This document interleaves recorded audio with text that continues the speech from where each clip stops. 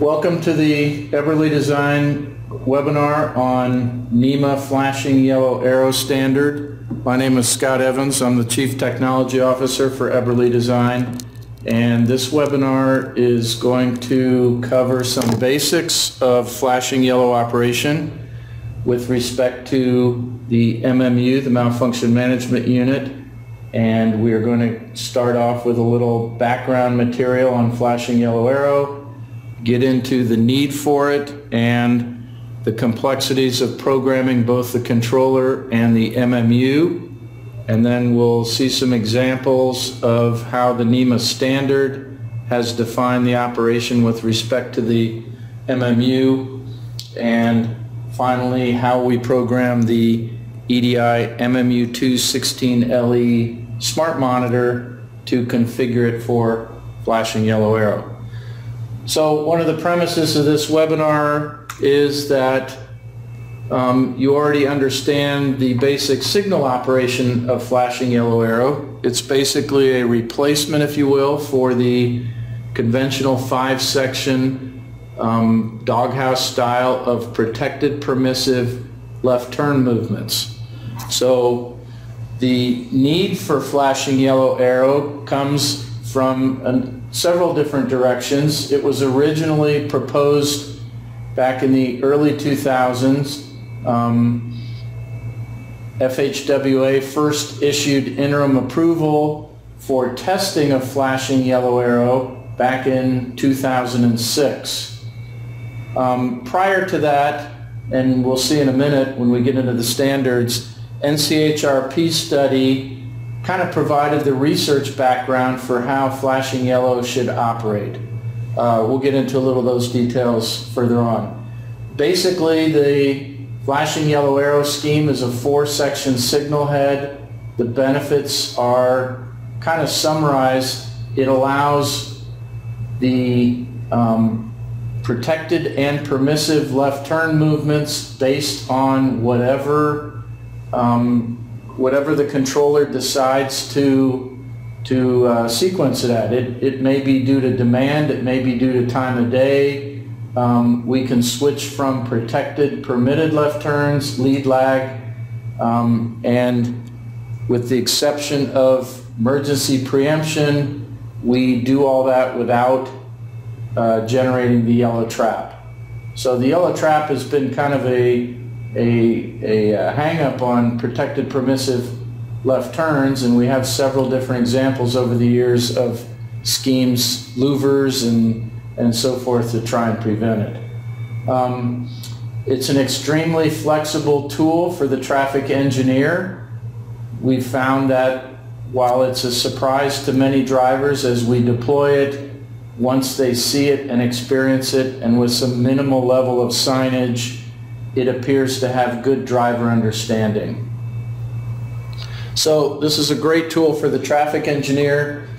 Several studies have been done that have shown both a decrease in accident rate and an increase in vehicle throughput when an arterial is converted from basic protected permissive to flashing yellow arrow movements. Right, so the NCHRP 354 report was generated back in 2003. If you want to understand the psychological, the motorist impact, different things like that, the operation, this is the go-to story for a lot of the decisions that were made. Again, it was first published in 2003, and Federal Highway gave certain agencies permission to start testing it. At that point, Eberly Design got involved. If we're going to be testing new signal movements, we should have a conflict monitor that can detect when things go wrong. So we came out with a kind of a preliminary test unit back in 2005. So the point here is this has been going on for quite a few years. It may be new to you, it may be new to your agency, but there's a significant amount of experience behind both the MUTCD standard and the resulting NEMA standard. So after the test phase, MUTCD release in 2009 was published that basically defined the signaling conditions for flashing yellow arrow. What do the signal heads look like? How are they arranged? What is the sequence of signals? Things like that. So that kind of opened the door for, now that we know how flashing yellow arrow is to look to the motorist and operate at the intersection, NEMA got together and started work on adding to the NEMA equipment standard some detail on how controllers were to implement this, and more importantly how the MMUs would implement and monitor flashing yellow arrow. I'll mention that during the time from 2003 through 2012-ish, it was kind of a hodgepodge of proprietary solutions, both at the controller level and at the monitor level, such that interchangeability and interoperability between devices on the street was really difficult. You could get this to work with some equipment, but if you had to swap out to a different brand or a different model, you may not have a way to make it all come together. So that's the benefit of standards, is we hopefully arrive at some level of interchangeability and interoperability that makes the agency job of maintaining and deploying this much easier. So let's talk about the NEMA TS-2 amendment. I'll note that NEMA is about to publish the 2016 version of TS-2, so this section on flashing yellow arrow will no longer be an amendment. It will be part of the NEMA standard. So until that happens, we can just consider it an amendment to the current level of the standard. So in that standard, in typical NEMA fashion, we have defined both the controller unit and the MMU operation. I'll mention right up front, we're referring to the MMU as an MMU2 device throughout this presentation. The significance of that is, in the NEMA flashing yellow arrow amendment, there is a requirement that if an MMU is conformant to this flashing yellow arrow operation, it will be labeled an MMU2 instead of just an MMU. So that allows a user to look at their monitor to know whether it provides this functionality or not. Not all MMUs are required to support the flashing yellow arrow operation. So the standard started in 2009, directly following the MUTCD effort. It was completed towards the end of 2011, and it was published in November of 2012, as I stated, as an amendment to the 2012 NEMA TS-2 standard.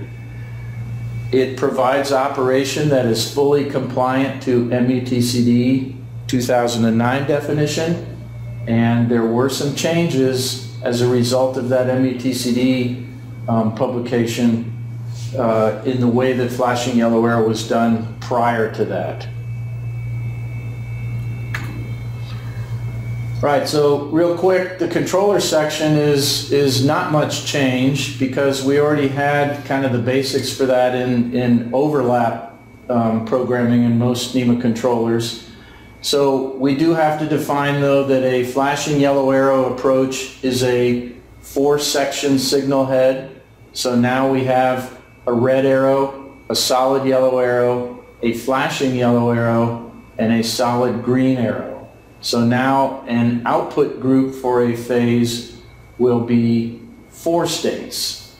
Again, it's based on the overlap concept when you're programming the controller for the permissive phases, permissive left turn phases. The red arrow is assigned to the overlap red, solid yellow to the overlap yellow. The flashing yellow arrow is assigned to the overlap green, and the green arrow is assigned to the protected movement. So both permissive flashing yellow arrow and protected green arrow operation both use the same solid yellow arrow for the clearance interval. We'll see the effect of that when we get into the MMU operation. Now at this point, NTCIP object definitions for programming a controller for flashing yellow arrow operation are not yet defined, but that's going to be something that will appear likely in the controller ASC object definitions at a future date. So keep that in mind as well as you deploy this. The MMU is a little different. In an MMU, we're more hardware centric. We're dealing with load switches that have 3 outputs, MMU channel inputs that have 3 inputs. Everything has historically been done as a 3-input group, red, yellow, and green. Now we have a 4-section movement to monitor, so we're going to see that creates some interesting challenges with the hardware. So to keep the discussion clear, we have a number of terms we have to define. We're going to introduce the notion of paired channels here on the next slide, but we have a permissive turn channel. That's the flashing yellow arrow. A vehicle can turn left if there's a safe gap. We have the protected turn channel, which is the solid green arrow. That's fully protected. We have an opposing through channel. The opposing through channel is in the direction opposite of the left turn bay. This is where the motorist is looking to see a clear gap or a safe gap to turn. And we have this notion of paired channels, which I'll introduce in a minute. So one detail to mention here, the NEMA standard does not define a method of programming the MMU. So different brands or different models of MMUs, like in our controller, may have different methods, different menus, different procedures or parameters for programming the MMU. And as it says, interchangeability will be achieved once the MMU2 units are configured. Then you should be able to remove one MMU and replace it with a different MMU as long as they're programmed for the same mode of operation. This is not unlike our controllers of present day. So here's our notion of paired channels. We need to take hardware that's designed for 3 inputs and find a way to bring 4 inputs for the MMU to monitor. So to do that, we came up with the concept of a paired channel.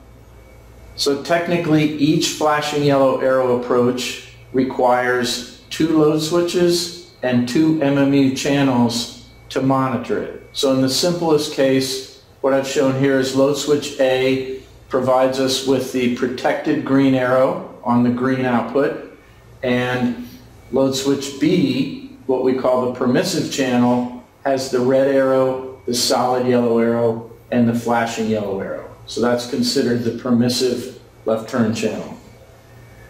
Now, we have a challenge on load switch A because we have 2 outputs, the solid yellow and the solid red, that are likely not going to be used. So we have to deal with that. We'll discuss that later. There are cases where we may want to use those red arrow and yellow arrow outputs, but that's kind of a special case. I'll discuss that later. So the NEMA standard was written with a certain thought in mind. We came up with the idea for these channel modes, paired channel modes. The NEMA standard requires an MMU to support at least 8 of these modes. These are what I like to call pre-configured modes.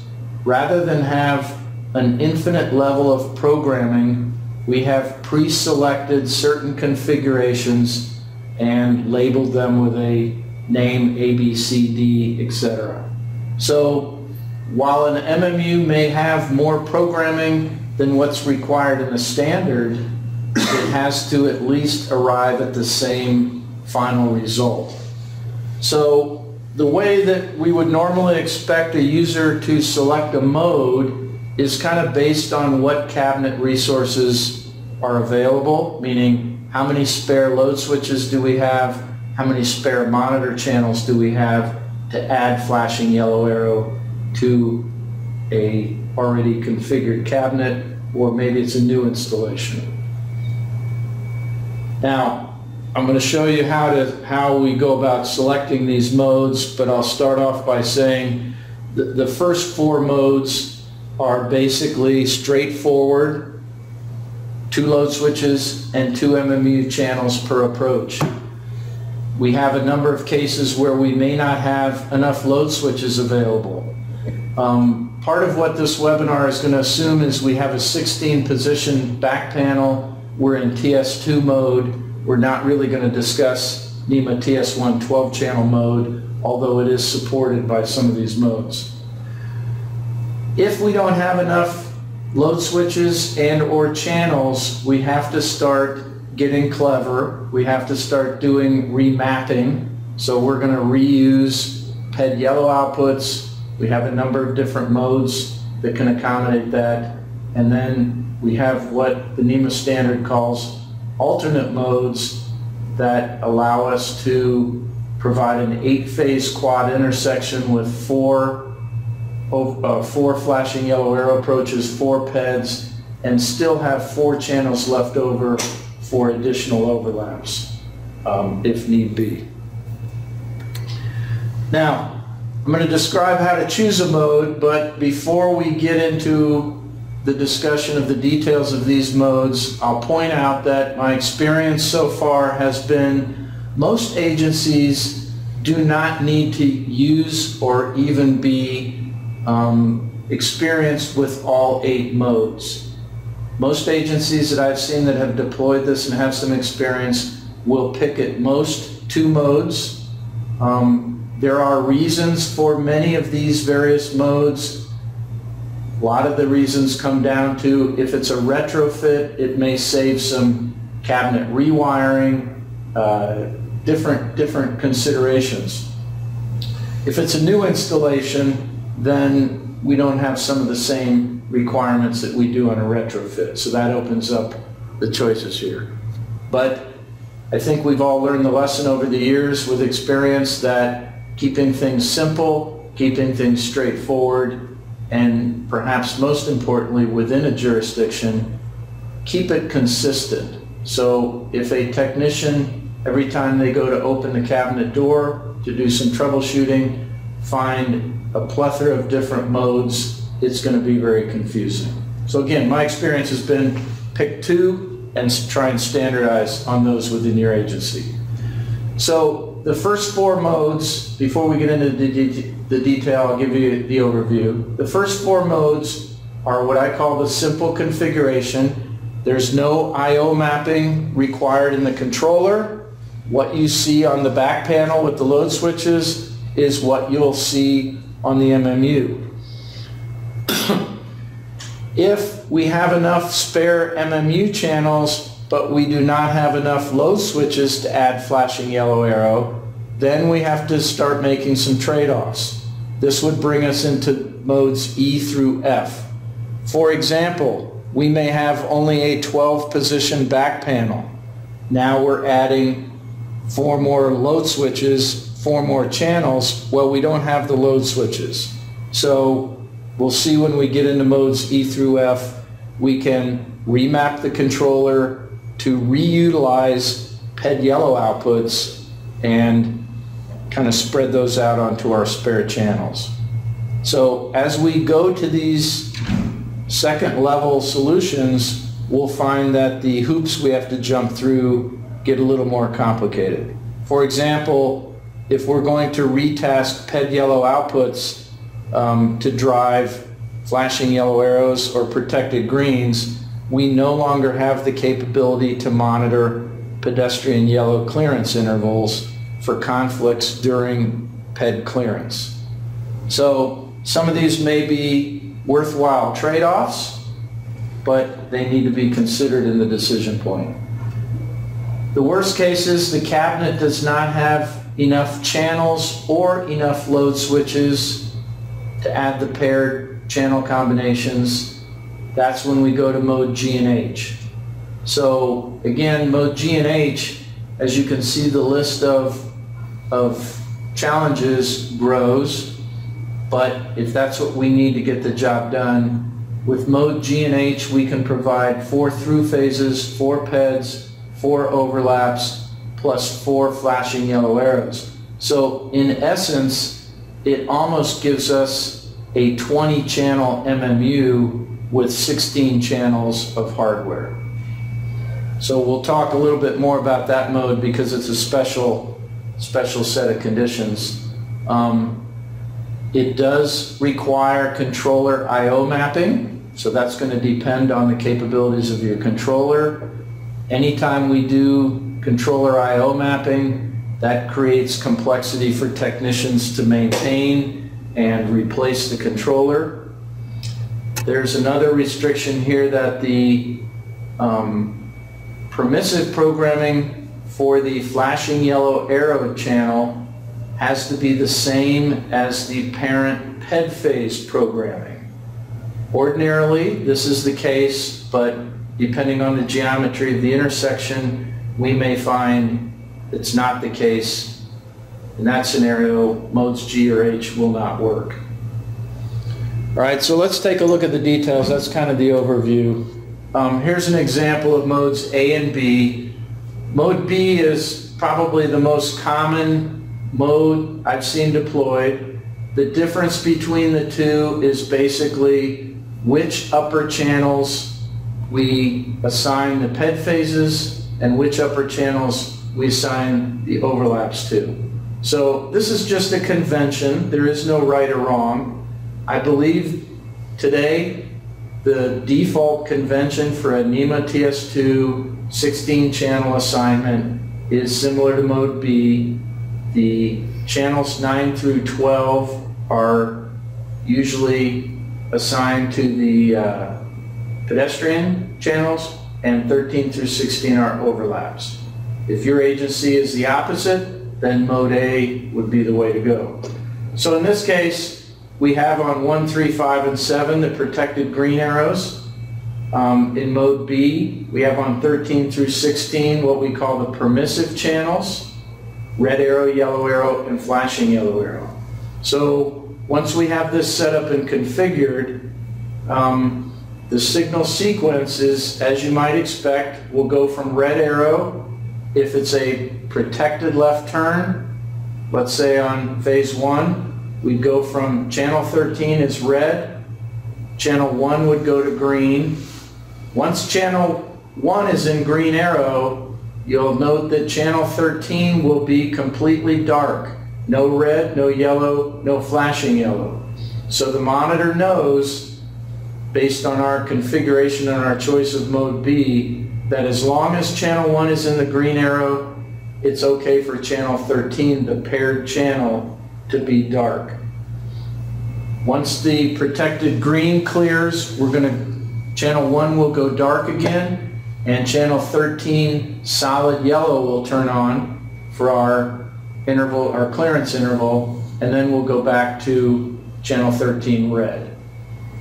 The permissive movement is simpler. We'll go from 13 red to 13, in this case it's the green input of the monitor, but it'll be the flashing yellow arrow signal to the motorist. To clear that permissive turn, we'll go to the same solid yellow arrow on channel 13 and then back to 13 red. So the sequence is actually quite logical and quite simple. It does take some getting used to as you're watching cabinet cycle, watching the MMU or watching the load switch indicators to get used to this. So the paired channel assignments are, in these modes, are already pre-selected. So channel 1 is paired with channel 13, channel 3 is paired with channel 14, channel 5 paired with channel 15, and channel 7 is paired with channel 16. All right, so that can't be changed. Again, if your agency prefers PEDs on 13 through 16 and overlaps on 9 through 12, then mode A would be a simple choice. So again, my experience is most agencies are going with mode B as their standard configuration, and when they have cabinets that have other challenges, 12 position back panels, 14 position back panels, flash transfer relays in the wrong places, things like that, we'll see mode G or mode H provides another option to go to. So we're not going to go through every mode. I think you'll get the idea. Modes C and D are similar to A and B in that there's no I/O mapping. Everything is straightforward. The only difference here is we've swapped the position of the permissive channel and the protected channels. So the pairing is still the same in mode D, 1 and 13, 3 and 14, etc. This isn't necessarily any different or better than mode A and B. This might be a choice if you're doing a retrofit. Perhaps we don't have to pull as many new wires, or there may be some physical condition in the cabinet that makes this a better choice. But operationally, it's the same operation. All right, so A and B, C and D, B being the most popular or the most common mode to use.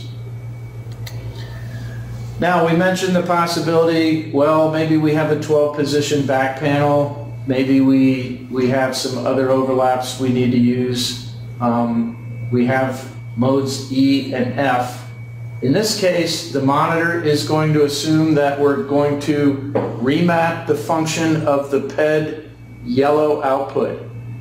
Let me just start off by saying in most cabinets, that PED yellow output, well, it certainly doesn't drive a signal visible to the motorist, but if you have a load in the cabinet, which most TS2 cabinets have, the monitor is actually watching that PED yellow. It's on during the flashing don't walk interval, and that's how the MMU determines whether or not we might have a conflict condition during PED clearance. So if we have to use modes E or F, we're going to give up that monitoring function to make this happen.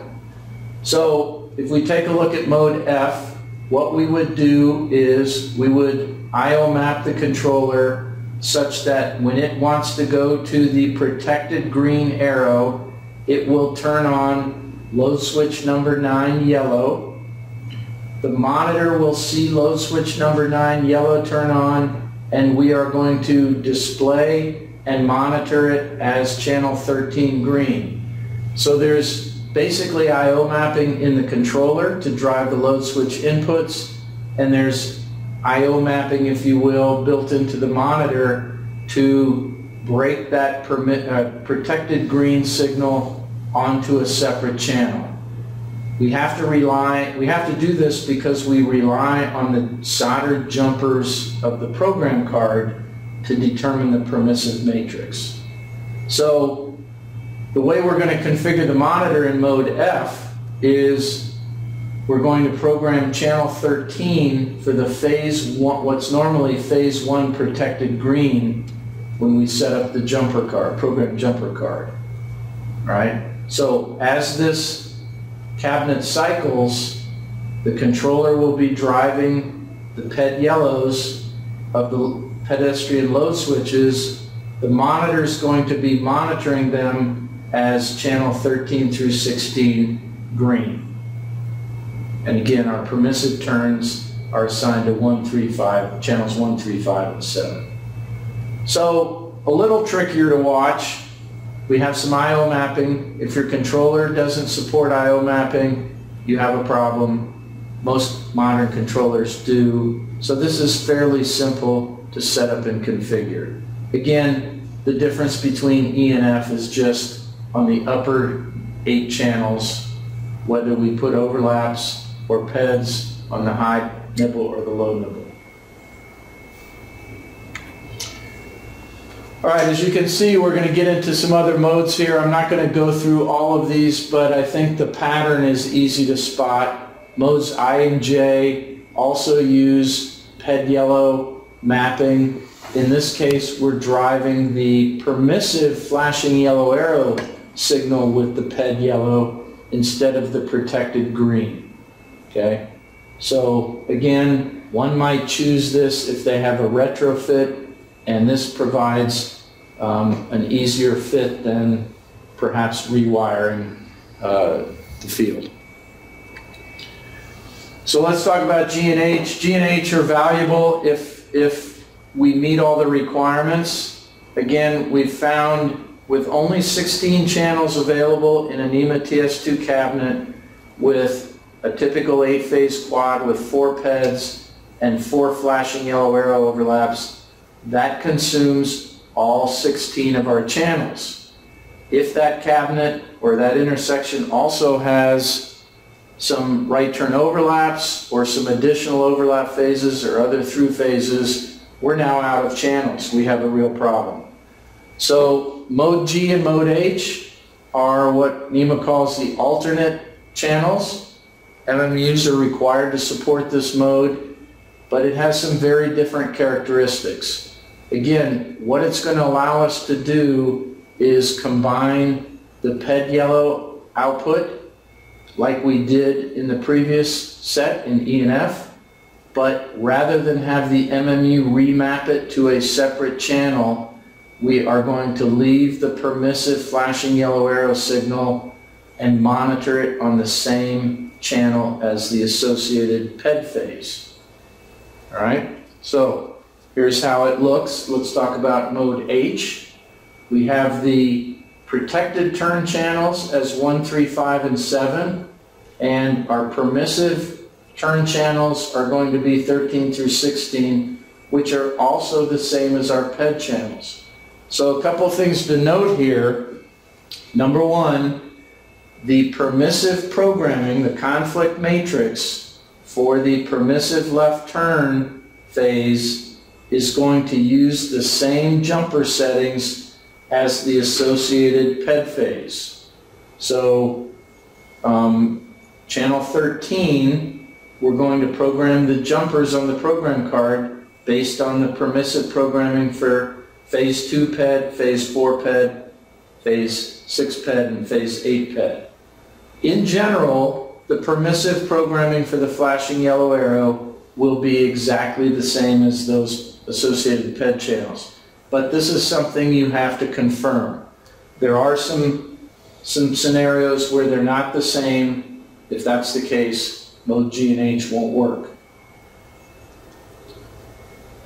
There's a couple other restrictions. One is if your cabinet or your intersection starts up in all yellow, this is not going to be compatible. Or if you're doing time of day flash where yellows are flashing, this will not be compatible. If you're flashing all red, not a problem. So again, there are some conditions where we can't take advantage of mode G and H. We just have to be sure before we get started that we've met all the requirements.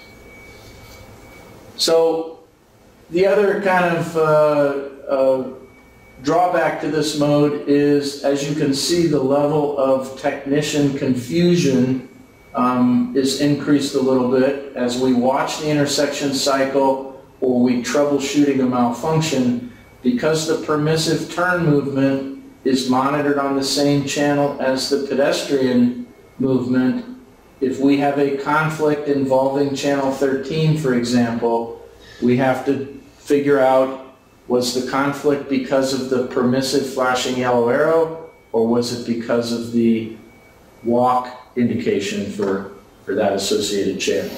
So it's nothing that can't be determined from figuring out who's turned on and who's turned off and what channels the conflict is involved in, but it does add another level of thought to the process. So modes G and H can be very handy. Again, we kind of have the capability to monitor as though we had a 20-channel monitor, but we only have 16 channels of hardware and load switches, but it allows us to have that 8-phase quad, 4 PEDs, 4 flashing yellow arrows, and up to 4 additional monitored channels. They don't have to be overlaps. They could be additional through phases, whatever you need to use them for. So that's basically how we determine which MMU mode we're going to pick. As I stated earlier, it depends very much on how many channels we're going to need, how many flashing yellow arrow approaches we're going to add, how many load switches we have, all of the hardware resources necessary to arrive at the final configuration. It's very important, if you're setting up a new cabinet, we need to consider the monitor programming first to get these channel assignments, and then we can program the controller, because now we already know the phased channel assignments that the MMU is requiring. The MMU in this case is kind of more restrictive than the programming we have in most modern controllers. All right, I'm going to skip modes K and L. Again, these are additional variations of the modes we've already talked about. Needless to say, the MMU2 16LE provides 12 different modes. NEMA requires only 8. Somewhere in those modes you're going to find one that will fit for your application. So that's basically the overview of picking the mode. Now our challenge is, first, what other monitoring functions do we get with flashing yellow arrow? And then I'm going to step through a quick example of how do we actually configure the EDI Smart Monitor to implement flashing yellow arrow. So there's a couple of things we need to be aware of. First off, to meet the MUTCD requirement of using the same solid yellow arrow to clear both the permissive turn and the protected turn, this added a new twist to MMUs, because the permissive programming for that solid yellow arrow will be different based on which movement we're clearing. So for example, if we're clearing the protected green arrow, when we go to the solid yellow arrow, it needs to be programmed conflicting with the opposing through phase. Yet when we're clearing the permissive flashing yellow arrow, that same solid yellow arrow is permissive with the opposing through phase. So effectively, the MMU needs to insert or remove the soldered jumper for that solid yellow arrow channel based on the sequence of the signals. So we obviously can't do that in the hardware. The MMU software will provide that different permissive programming. So we call that dynamic clearance conflict detection. Now this is something that happens automatically in the MMU. I don't think a technician normally will see the effect of this, but with one possible exception. If we are clearing the protected turn and we're in solid yellow, and we have a conflict because of a hardware malfunction or even a controller malfunction, we have the possibility of detecting a conflict between 2 channels that are normally permissive. So we will see a fault shown on the monitor. When you look at the program card, the first observation will be, wow, I have a jumper installed. Those are supposed to be permissive. So again, it's a potential confusion factor. Make sure that you recognize that depending on the sequence, when the conflict involves the flashing yellow arrow, solid yellow signal, it may or may not reflect what the jumpers are on the program card. All right, we also have the option of monitoring for a stuck yellow or stuck flashing yellow output. If we're in the permissive turn phase and the flashing yellow signal is flashing 500 milliseconds on, 500 milliseconds off. If it were to be stuck on for some reason, the load switch shorts on, the controller freezes up, some kind of cabinet malfunction, we have the option to detect that condition. Now, I'll mention it is an option because if we have this condition, we detect it as a fault, the MMU will put the intersection into flash. So it depends on whether that's the result we want to have happen, therefore it's programmable as an option. I mentioned earlier that on our protected green load switch channel, we have red and yellow outputs that typically will not have signal heads connected to them.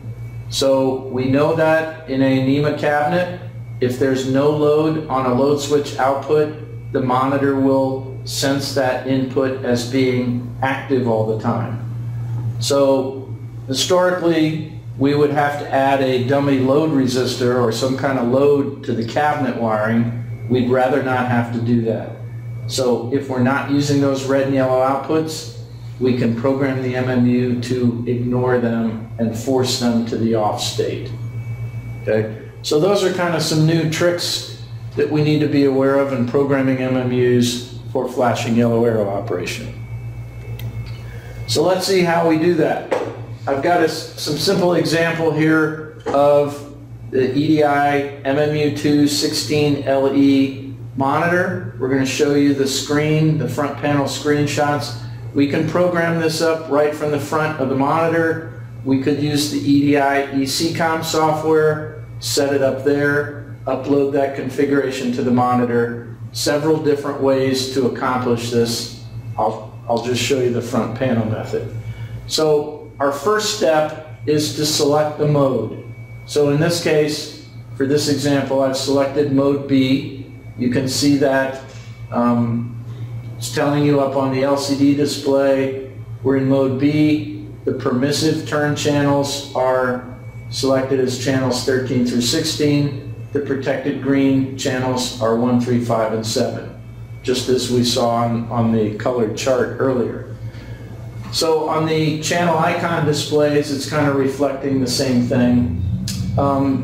This is a good place to note, if we're in type 12 operation, this happens to be a cabinet wired for TS1 operation, then the modes that use channels 13 through 16 will not be available. We have at our disposal modes A, C, G, and K. So the next thing we need to tell the MMU is, of the 4 possible channel pairings, which ones are we actually deploying flashing yellow arrow on? In the maximum case, we'd have it on all 4 approaches. In this case, in this example, I've suggested we're only going to turn it on for 2 approaches on Main Street. So we've selected channel pairs 1 and 13 to be on and 5 and 15 to be on. So you can see once we've made that enable selection, the other icons turn off. So now we've told the monitor what configuration mode to be in and which channel pairs from 1 to 4 to enable for flashing yellow arrow operation. The third step is to select whether we are using the red and yellow outputs of the protected green load switch. Again, normally we would not. The default is those inputs will be disabled, or as the MMU describes here, in the off state. When it's in the off state, any voltage seen on the red and yellow input to the MMU will be ignored. This eliminates the need to have to hang dummy load resistors on those field outputs in the cabinet. There are some cases where you might want to use those red and yellow outputs. Typically, the controller will drive the protected load switch as if it were a fully protected signal. So it will cycle the red, the yellow, and the green, even though we don't have signal heads on the red and the yellow. This can be handy. I've seen cases where, again, we don't have enough channels. We want to do a hardwired right turn overlap using the red, the yellow, and the green of the associated protected left turn. The short story is, if you have signal heads connected to those red and yellow outputs, we must enable these inputs to the monitor so that they will be monitored. So in that case, and in this example, I've assumed we do have signal heads on the channel 1 red and yellow, so I've turned on those inputs. Right? In most cases, though, they'll all remain off. So the last page of the setup is to program 2 available options. The first is the flash rate fault. This is what we discussed earlier. If the flashing yellow arrow stops flashing, the MMU will detect that as a fault, transfer the cabinet to flash operation. If that option is in the off state, then we don't detect it as a fault, and we'll have to rely on maintenance or motorist report to indicate there's a problem there. The second option is called flashing yellow arrow trap detection. We have the option to set a fault if the MMU determines that we've created a yellow trap. Now, I mentioned in the beginning of the presentation, because the permissive turn channels are operated as overlaps of the opposing through phases, the conventional yellow trap condition is eliminated in normal operation. However, whenever we do emergency preemption sequences, we have the possibility of going back and creating the yellow trap. So if a cabinet has flashing yellow arrow and it has preemption, I strongly encourage you, be sure that when you go into your preemption sequence, you're no doubt going to be clearing channels that may be in flashing yellow arrow. Be careful that you don't, again, create the yellow trap condition. So turning on this FYA trap detect option, if that's the case, the monitor will detect the yellow trap, set a fault mode, put the intersection to flash. In this case, the monitor determines the yellow trap is when the permissive phase has cleared to the solid yellow, but the opposing through phase is still in green ball. That's what the monitor considers to be yellow trap. That'll result in a conflict and a flash state. So looking forward, again, I mentioned this MMU2 naming convention. EDI no longer makes the MMU16LE. We have moved that product to the MMU2-16LE. It is identically the same product. It is, however, new firmware that provides the flashing yellow arrow support that we've discussed. So it is fully compliant with the NEMA standard. It is fully compliant with the MUTCD 2009 operation. If you have been using MMU16LE products, those came with 2 modes, basic FYA and what we called FYA compact mode. Those 2 modes are basically the same as mode B and mode F.